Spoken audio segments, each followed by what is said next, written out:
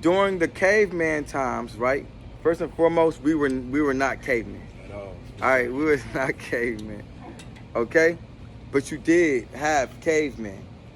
Okay, Neanderthals, beings of that sort, the Flugarides, people, beings, savages, and the dog lived alongside the caveman. Okay, the dog lived alongside the caveman. The dog, what you call bestiality, they was having sexual relations with the dog. The caveman was having sexual relations with the dog. Do understand that a form of things of like sexually transmitted diseases such as herpes came from humans having sex with animals. It's called the canine herpes virus. Okay?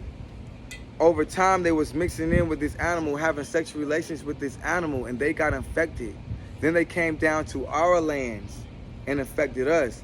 And then, you know how some men are just thirsty and will mess with anything. So they're going around messing with them, you know what I'm saying? Messing with the cave women, cavemen, or whatever you want to call it, and then coming passing it off into our lands. This is where things like herpes came from. It came from bestiality.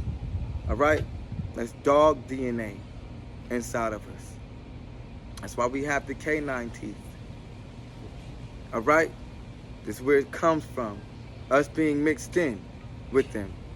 So, with that being said, diseases like that pop up into our bloodstreams. We lower our immune system by mixing in like that, which makes you susceptible to other diseases. It can all be healed. It can all be cured also, if you learn to detox and maintain a proper health. But being around sick beings, other sick beings, will not help you heal. A lot of us have significant others, and a lot of us are sick. You're not supposed to sleep in the same bed. Naturally, you're not supposed to sleep in the same bed. Let me keep it real. You're not supposed to.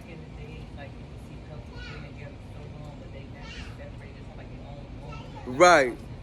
Right. Couples who've been together so long, when they get old, they naturally start separating and sleeping in different rooms. And the young people like, why do y'all don't sleep together? Y'all don't love each other? They're like, yeah, we love each other. It's because they're entering a certain age of wisdom. They're becoming naturally divine. You know, you can do stuff by mistake, naturally you can do stuff by mistake. You know what I'm saying?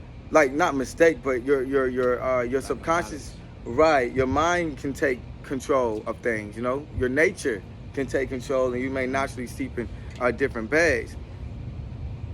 But here's the thing about it. You know, we love sleeping with our significant others and stuff. You know what I'm saying? We love that because that's what we've been groomed to do. But understand that sickness is traded with each other. You have what you call organs. Okay? You have organs. What's an organ? Do y'all know about a musical instrument? I was just gonna Say that. Yeah. Yeah, that's what they call it, the organs of organs. Right. It has its own musical frequency. Yeah. It has its own tones, its own vibrations. You know what I'm saying? My heart can vibe with your heart. I can feel your heart. I can feel the heart. I can feel you got some heart. Yeah. You don't think I could feel your liver if I love you? You know what I'm saying? You don't think I could feel how I can learn your brain? I can see how your brain works, and your brain, your thought waves, your stress will start affecting me. You sleeping beside this stress. Yeah. And we're trading these negative forces with each other all day.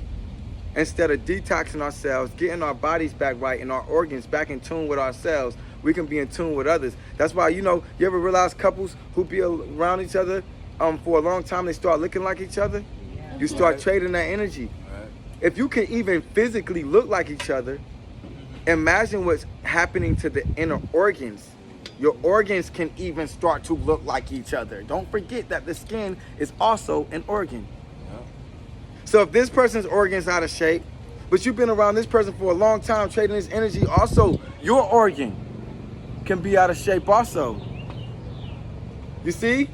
This is the science that they don't tell you. Now, let me ask you. All right, say you have some underwear. I'm not trying to get all in your pants. I'm saying, say you have some underwear on, right? And would you take your underwear off and be like, no, and say you need, say you, say you, y'all want to trade underwear. You say, all right, here's my underwear. And would you put on her underwear? Would you? Why not? Well, wait, question. Would you sleep with your significant other, yes or no? Yes. Okay. Would you? You sleep with your significant other? You know what I'm saying? I'm not trying to get all up in your business and stuff like that. And but some of us also sleep naked with our significant other, right? Right or wrong? Yeah. Let's just keep it real. It's okay to keep it real. This is. So, you telling me that you wouldn't trade? Okay, so would you trade drawers? Let's just cut that out. Would you put your drawers on your boyfriend, your husband, or whatever? You wouldn't. You wouldn't just say, "All right, here, babe, put these on." I'm saying, no. What if they even look just like the boxers he wear? What you get what I'm saying? Why wouldn't you do that? Because it's yours, right? Because of the hygiene, right? That's unnecessary. Okay. So if I took the sheet off of your bed, right, and I just cut it, and I stitched it up, and I put it on you, is that not boxers? Is that not underwear? Is it? Yes or no? That is. It's undergarment. Okay, so say I just cut it and then I laid it back out into and sewed it back onto the sheet. Yeah, your body sheds when you sleep, so It's still underwear. It's just in a different shape. You're still laying on it. You're still swapping your fluids with it. You're still laying on the sheet. It doesn't matter what shape the cloth is in. At the end of the day, it's still cloth. No matter what you call it, no matter what human name you put to it, you're still sleeping in the same underwear. If you're sleeping in the same bed, okay? You're still trading the sweat. You're still trading the farts. You're still trading the fluids. You get what I'm saying? You're still trading all that. You know what I'm saying? Scooting and rubbing all in your butt cheeks all on the sheet. All kind of stuff. But you won't wear the same underwear though. You get what I'm coming from? It's hygiene. You know what I'm saying? Break down the word hygiene. Gene. That affects your genes. Okay? Negative energy affects you. If it's nasty, it will affect you. So especially those who are dealing with certain illnesses, you're supposed to especially separate and get your body healed. You get where I'm coming from? So you can get your organs back intact, so you can stop trading energy. You know what I'm saying? The wrong energy. Get yourself in line so your nervous system can start operating like it needs to and help you detox. But it starts with cleanliness. And I told you I don't be stepping on the bathroom floor without any shoes on. No bedroom shoes. No, not bedroom, bathroom shoes. You don't use the same shoes and walk through the whole house either. There's bacteria and viruses all on the ground. Okay? And your feet absorbs that and it gets into your bloodstream. Now you got a new infection in your body. And instead of the body detoxing the herpes or whatever it has to detox, the immune system will focus on the new infection and try to handle that. And say, let me go attack that before it becomes an acute infection. You know what I'm saying? A further problem. You hear me? You get what I'm saying? So we're distracting the immune system because we're being careless instead of helping the immune system, instead of us doing what we have to do to make sure that we don't stress our immune system out any more than it's already been stressed out. Put some coverings on your feet when you walk in that bathroom, shoes, okay? And then leave the shoes right there, you know what I'm saying? Outside the door on a mat. You don't want to be walking through the whole house like that. Make sure you put shoes on in the bathroom. We're too comfortable rubbing our feet on all these feces that's floating through the air. If you can smell it, do understand those are particles in the air. And it's all on the floor. You get what I'm saying? It's best to light some incense. Open a window, let the vent, ventilate. It's ventilation. And before you even use the tub, you're supposed to at least wash it out at least a little bit. But wash it out good though.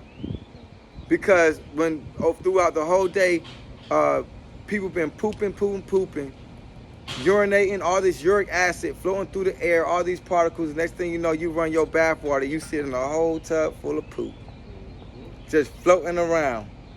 And you think you clean. So you got to make sure that you wash that tub out, and you got to make sure that you shower off to maintain that cleanliness. Remember, cleanliness is next to godliness. Don't forget that deep down and who you are, not even deep down, you are God.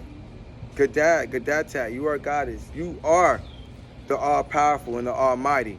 And the almighty is not going to let these negative forces make them nasty. You know what I'm saying? Because if you're nasty, it slows down your healing process. You got to be clean. Peace and love.